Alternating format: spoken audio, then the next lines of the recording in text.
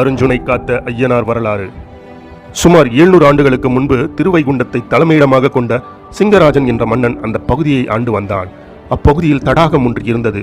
அதில் இருக்கக்கூடிய நீர் பன்னீர் போன்று தெளிந்தும் மிகவும் சுவைமிக்கதுமாயிருந்தது. ஒருமுறை அந்த தடாகத்தில் இருந்த நீரை கனகமணி என்ற கன்னிப்பெண் ஒருவர் குடத்தில் தண்ணீர் எடுத்துக்கொண்டு வீடு திரும்பினார். கானகத்தின் வழியே நடந்து சென்று கொண்டிருக்கும் பொழுது வழியில் கல்லால் கால் இடறி கீழே விழுந்தாள். அவள் விழுந்ததில் குடத்தில் இருந்த நீர் அவ்விடத்தில் தவம் செய்து கொண்டிருந்த முனிவரின் மேல் பட்டது. தவநிலை கலைந்த முனிவர் கடும் சினம் கொண்டார். கவன சிதறலால் கால் இடறி விழுந்த உன் கையால் எவர் நீர் வாங்கி அருந்தினாலும் அவர் மாண்டு போவார். இதை நீ வெளியில் தெரிவித்தால் மரணம் உன்னை தழுவும்.